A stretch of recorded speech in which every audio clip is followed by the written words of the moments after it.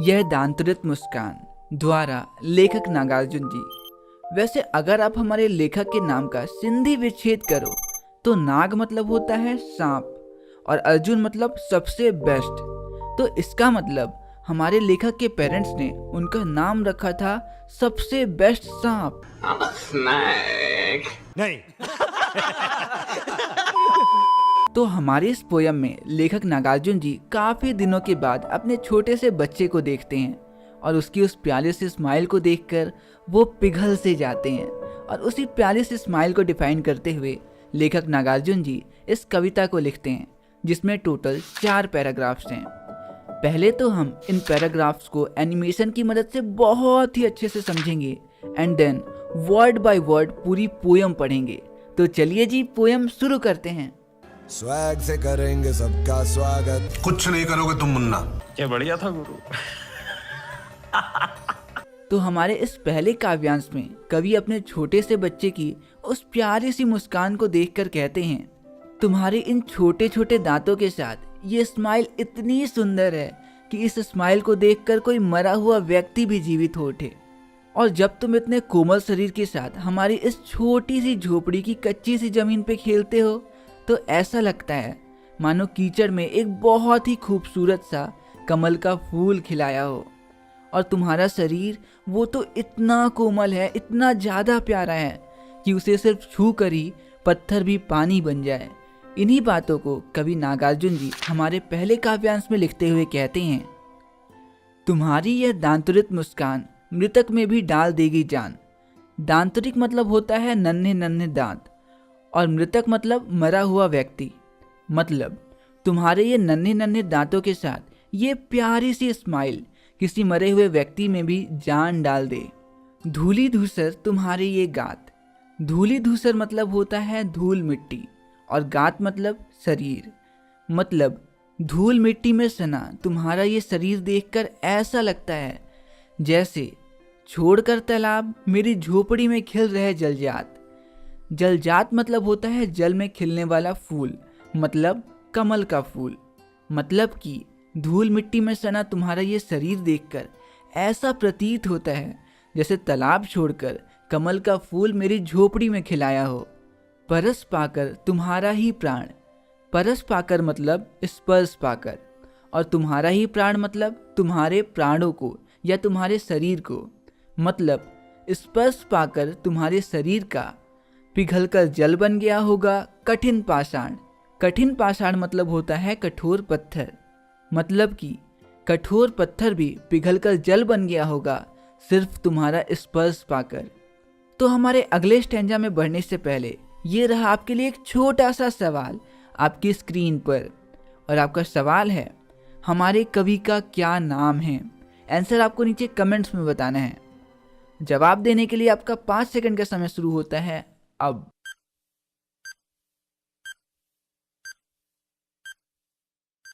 और सही जवाब है कवि नागार्जुन जी। तो बढ़ते हैं हमारे अगले काव्यांश की ओर।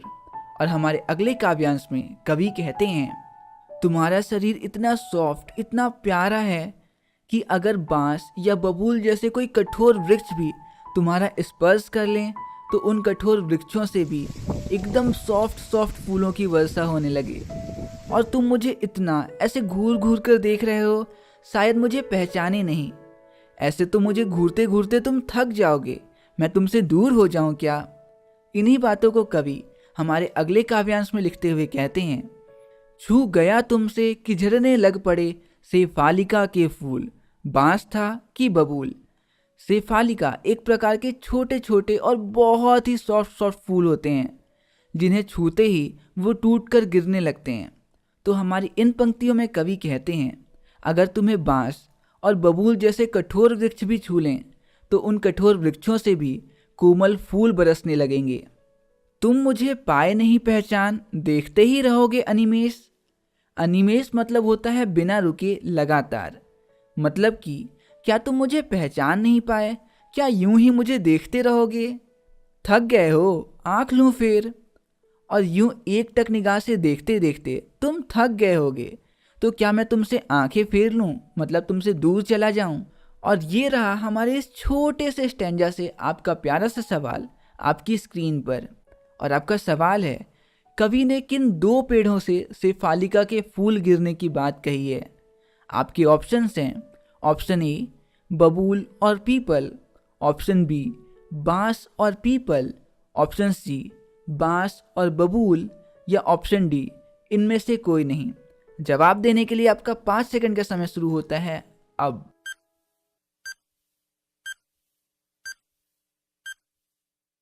और सही जवाब है ऑप्शन सी बांस और बबूल। तो हमारे अगले काव्यांश में जब बच्चा लगातार नागार्जुन जी को एकटक निगाह से देखता ही चला जा रहा था, तो कवि कहते हैं, कोई बात नहीं अगर तुम मुझे पहचान ना पाए कि मैं हूँ कौन। और मेरे जैसे परदेसी व्यक्ति को जो सालों बाद घर आया है, तुमने इतनी प्यारी स्माइल दी, इसके लिए मैं तुम्हारा बड़ा आभारी हूँ। और तुम्हारी माँ का भी, जो तुम्हें इस दुनिया में लाई, जिनकी वजह से आज मैं तुम्हारी इतनी प्यारी स्माइल देख पाया। इन्हीं बातों को कवि हमारे तीसरे काव्यांश में लिखते हुए कहते हैं, क्या हुआ यदि हो सके परिचित ना पहली बार। परिचित मतलब होता है कोई व्यक्ति जिसे आप पहचानते हो। मतलब तो क्या हुआ अगर तुम मुझे पहली बार में ही पहचान नहीं पाए। यदि तुम्हारी माँ ना माध्यम बनी होती आज, मैं ना सकता देख मैं ना पाता जान तुम्हारी ये दंतुरित मुस्कान। और अगर आज तुम्हारी माँ माध्यम ना बनी होती, मतलब जरिया ना बनी होती, तो ना ही मैं देख पाता और ना ही मैं जान पाता तुम्हारी इस प्यारी सी छोटे छोटे दांतों वाली स्माइल को। धन्य तुम माँ भी तुम्हारी धन्य। धन्य मतलब होता है धन्यवाद। मतलब इतनी प्यारी सी स्माइल के लिए तुम्हारा भी धन्यवाद और तुम्हारी माँ का भी धन्यवाद। चीर प्रवासी मैं इतर मैं अन्य। चीर प्रवासी मतलब होता है जो बहुत दिनों से परदेश में रह रहा हो। इसके अलावा इतर और अन्य दोनों ही शब्दों का एक ही अर्थ है, कोई दूसरा। मतलब मैं तो सिर्फ तुम्हारे लिए एक परदेशी हूँ, एक अनजान हूँ, एक अजनबी व्यक्ति हूँ जिसे तुम पहचान नहीं पा रहे हो। और ये रहा हमारे इस स्टैंजा से आपका प्यारा सा सवाल आपकी स्क्रीन पर। और आपका सवाल है, चीर प्रवासी में इतर। इस पंक्ति में इतर शब्द का क्या अर्थ नहीं है? एंड आपके ऑप्शंस हैं, ऑप्शन ए अन्य, ऑप्शन बी दूसरा, ऑप्शन सी कोई और, या ऑप्शन डी कोई अपना। आंसर देने के लिए आपका 5 सेकंड का समय शुरू होता है अब।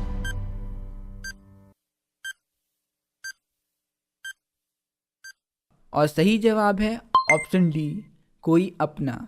तो वहीं हमारे अगले और आखिरी काव्यांश में कवि नागार्जुन जी कहते हैं, न जाने कितने दिनों से मैं तुमसे दूर था और इस बीच ना ही हमारा कोई संपर्क था और ना ही कोई बातचीत। मेरे बिना ही तुम्हारी माँ तुम्हारा ख्याल रखी और वो ही हैं जो तुम्हें अपनी उंगलियों से शहद चटाई और बहुत सारा प्यार दी। तभी उनका छोटा सा बच्चा लेखक की तरफ अपनी टेढ़ी नज़रों से देखता है और अपने छोटे छोटे दांतों के साथ एक प्यारी सी स्माइल पास कर देता है, जिसे देख लेखक एक बार फिर से पिघलकर पानी हो जाते हैं। इन्हीं बातों को लेखक हमारे इस आखिरी काव्यांश में लिखते हुए कहते हैं, इस अतिथि से प्रिय तुम्हारा क्या रहा संपर्क। अतिथि मतलब होता है मेहमान और संपर्क में रहना मतलब मिलते जुलते रहना। मतलब इतने दिनों तक बाहर रहने से और हमारी कोई भी मुलाकात नहीं होने से मैं तुम्हें अतिथि जैसा लग रहा हूँगा। उंगलियां माँ की कराती रही हैं मधुपर्क।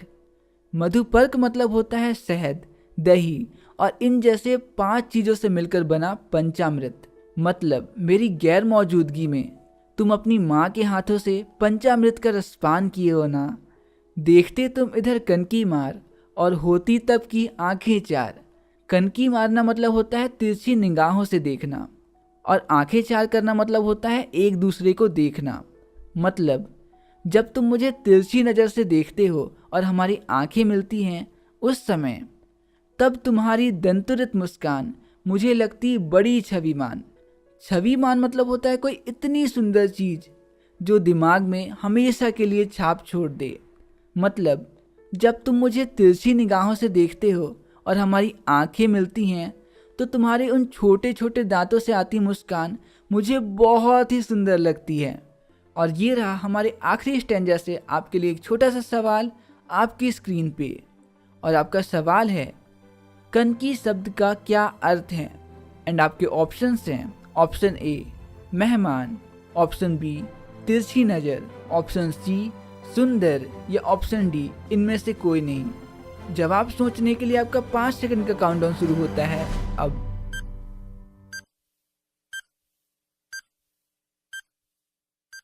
और सही जवाब है ऑप्शन बी तिरछी नज़र। तो आपने कितने क्वेश्चन के सही आंसर दिए मुझे नीचे कमेंट्स में बताना जरूर। तो बस यहीं पे ख़त्म होती है हमारी ये प्यारी सी पोयम, यह दंतुरित मुस्कान। मिलते हैं अगली वीडियो में अगली पोयम फसल के साथ, और तब तक के लिए दीजिए मुझे इजाज़त। नमस्कार।